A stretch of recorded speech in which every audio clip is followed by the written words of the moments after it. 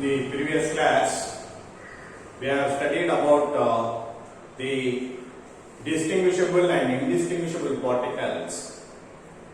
I have explained that distinguishable particles is usually in crystal lattices and indistinguishable particles are studied in terms of gases. Today, we are going to discuss the next topic is Maxwell-Boltzmann distribution.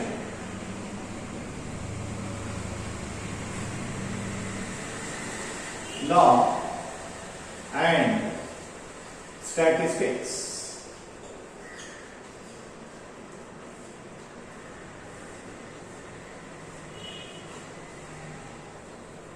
There are three theories of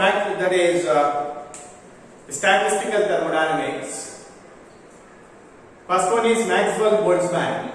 Second one is Bose-Einstein, and third one is Fermi-Dirac statistics. We are going to study one by one.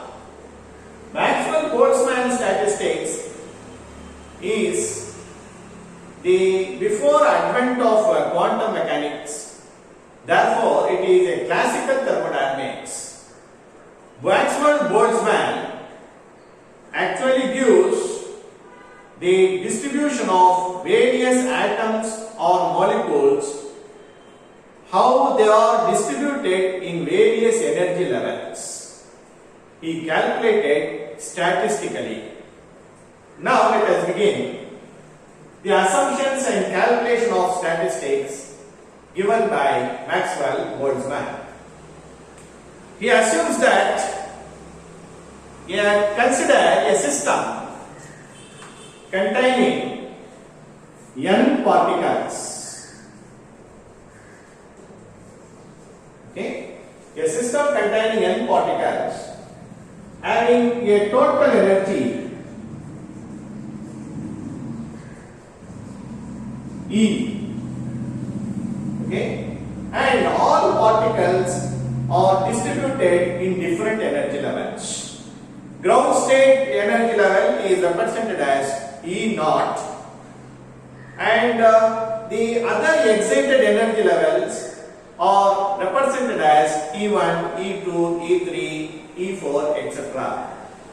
See, the energy levels are fixed by quantum mechanical principles. So, Ni molecules finally occupies at energy level Ei.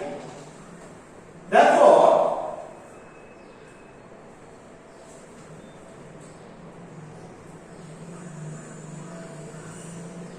the epsilon of Ni equal to N1 plus N2 plus N3 up to Ni.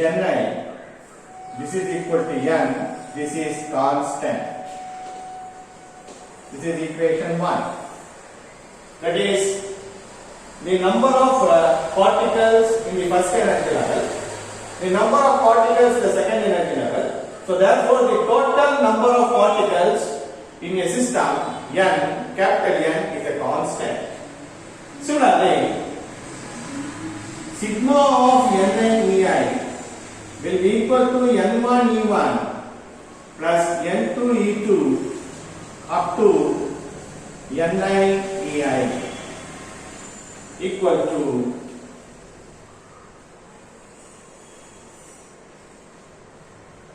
this is also constant. This is equation number 2. How he is writing the thermodynamic probability? The thermodynamic probability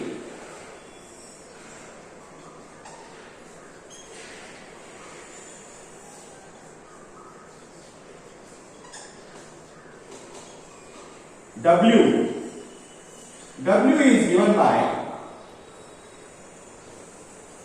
factorial n divided by factorial n0, n1, n2 up to factorial ni. Or I can write this equation as this is equal to factorial n divided by sigma of I is equal to 1 to I is equal to I sigma ni. So this is equation 3. So actually this is n factorial of total number of particles divided by the number of particles occupies up to the ith level. That is why it is given as sigma. Now the function has to be calculated, the factorial function has to be calculated, it is to be converted into continuous function by taking logarithm. Then only we can calculate the thermodynamic probability. Okay? The factorial function has to be converted into continuous function by taking logarithm. Now I am taking logarithm to this equation.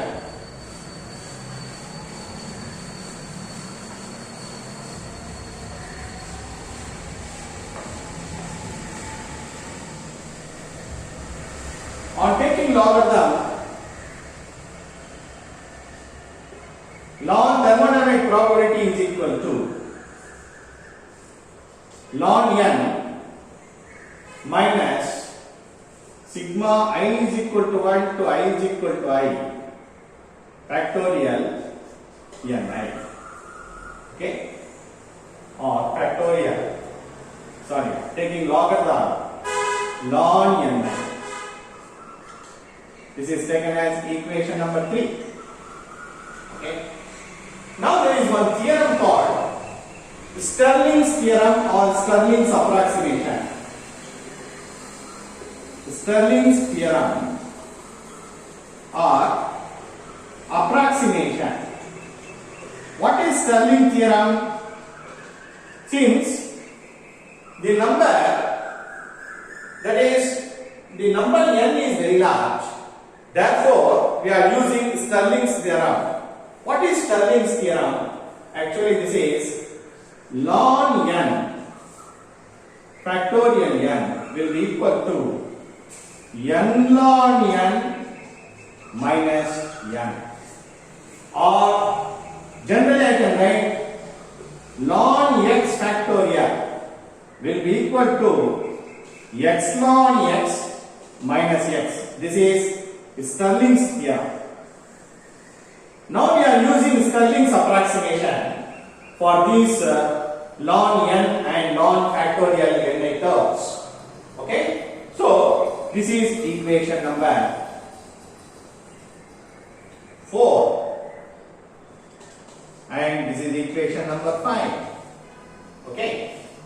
That is factor ln n is equal to n ln n minus n.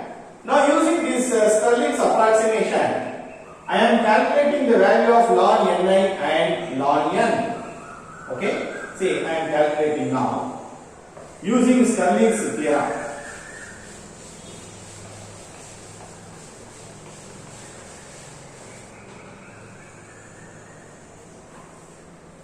That is ln ni is equal to ni ln ni minus ni. Okay? Or sigma ln ni will be equal to sigma ni ln ni minus sigma ni. Okay? This is equation number 6. Or we know that sigma ni will be equal to n. This is constant. We have already studied. The number of particles up to ith energy level is nothing but total number of particles. This is equation number 7.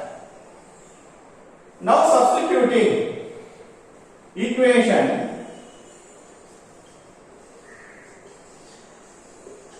substituting equation, okay, 5, 6 and 7 in equation 3 or sorry in equation 4 we get, okay, what we get, ln W is equal to n ln n minus sigma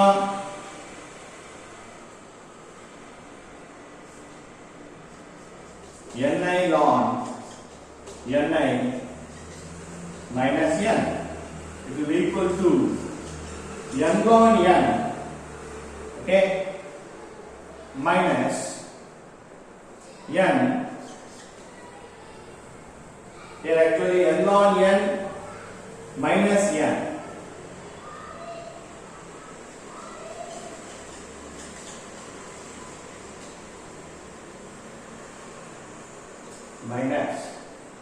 Minus sigma ni ln ni. Here minus into minus plus n. So this n and this n get cancelled. I will get ln W is equal to n ln n minus sigma ni ln ni. This is the value of logarithmic value of thermodynamic probability. This equation is taken as 8. Okay, this equation is 8. Now, next assumption used is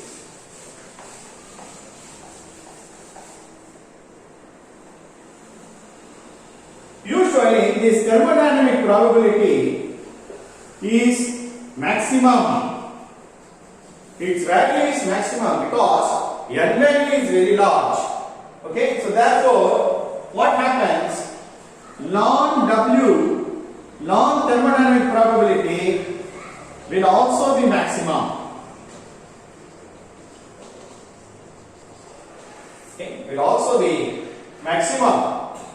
Therefore, when maximum value you differentiate, it will be equal to 0. So now I am differentiating this equation 8. Differentiation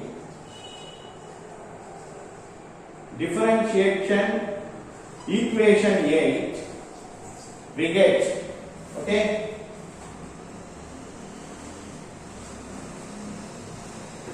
on differentiation of 8 we get dou ln W is equal to 0 minus ni by 1 by ni into dou ni minus sigma ln ni dou ni. This is actually by UV method, U into dV minus V into du. Okay, so therefore this is dou ln W is equal to 0 will be equal to this ni get cancelled or sigma dou ni is common, so therefore I can write it as 1 plus ln ni. Okay,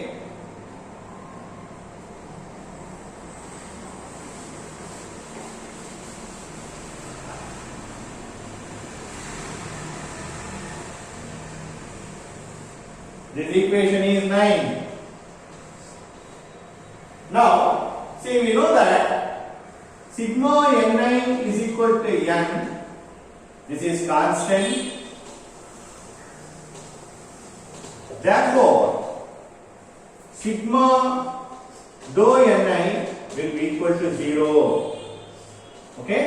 Sigma, because it is a constant value on differentiating, it will be equal to 0. Therefore, sigma ln ni dou ni is also equal to 0. This is equation 10. So therefore, for a given system, the total number of particles and the total energy is constant. Therefore, I am multiplying this equation 11 and 12. Now I am writing the equation 11.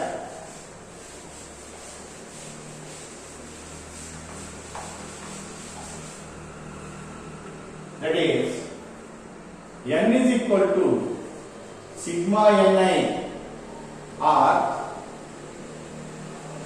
dou n is equal to sigma dou ni is equal to 0. This is equation 11. And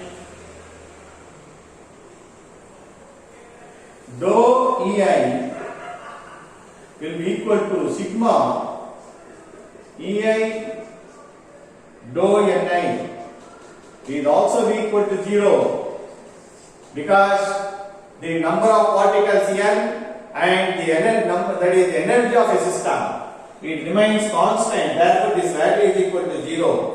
Now I am multiplying this 11 and 12 by multiplying equation 11 and 12 by arbitrary multipliers. Usually these arbitrary multipliers are nothing but undetermined multipliers.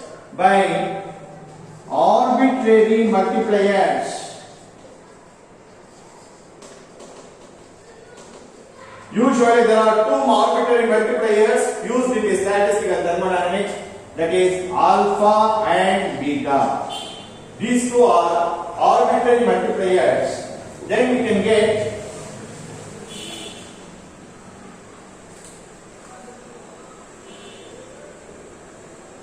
sigma ln ni dou ni plus alpha sigma dou ni plus beta sigma ei dou ni equal to 0. Then I can write this equation. This equation equal to 13. When I am simplifying this equation, I can write it as ln ni is equal to minus alpha plus beta ei. Okay, ln ni is equal to minus alpha plus beta into ei. This is equal to equation 14. Okay, when I am taking ln ni, which is constant, will be equal to minus alpha plus beta into ei. Alpha and beta are nothing but arbitrary multipliers. Then I can simplify this equation.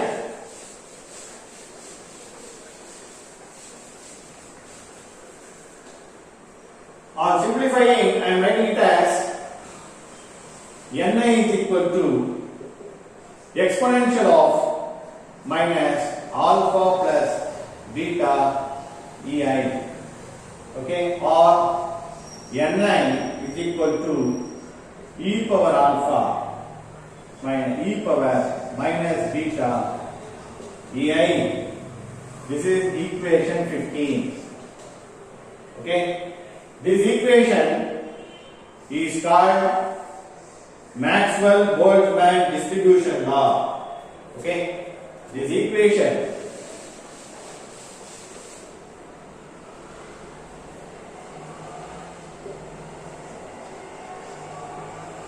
is called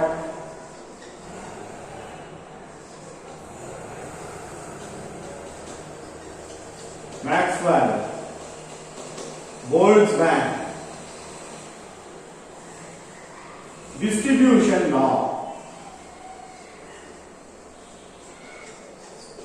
Okay, this is Maxwell-Boltzmann distribution law, or the same equation can also be written as ni is equal to 1 divided by e power alpha or e power beta ei. This is also possible. So this is, and the value of beta, and beta value is usually equal to 1 by kT. This k is Boltzmann constant. Okay, so this is known as Maxwell-Boltzmann statistics. So our Maxwell-Boltzmann distribution law, using Maxwell-Boltzmann distribution law, the number of particles distributed up to ith energy level, how they are distributed can easily be calculated by using this following expression. So to derive Maxwell-Boltzmann statistics, you have to first find out the thermodynamic probability. For the thermodynamic probability, since the value is very large, we have to convert it into what is called using Stirling's theorem or Stirling's approximation. You have to find out and substitute the values. After substituting the value, we are using two indeterminate arbitrary multipliers, alpha and beta, and finally we are getting the Maxwell-Boltzmann distribution-like equation, which gives the number of molecules distributed up to ith level, that is the number of particles distributed in the ith energy level is calculated. And there are some limitations of this Maxwell-Boltzmann distribution law. Limitations are, this law is applicable for only to a non-degenerate assembly and having only one level for each energy. This law is valid only for perfect gas molecules. Okay, the Stirling approximation has been used to simplify the equation. Okay, only when the number is very large. And Maxwell-Boltzmann distribution law, he considers only translational motion of the molecules during distribution, but he didn't consider vibrational and rotational energy. Maxwell-Boltzmann distribution law used only translational energy, okay, in his studies. So this is so much about Maxwell-Boltzmann statistics. Okay, in the next class we will study about the remaining two statistics, Fermi-Dirac and Bose-Einstein statistics. Before that, we must also know about the partition functions. Okay, that we will study in the next class.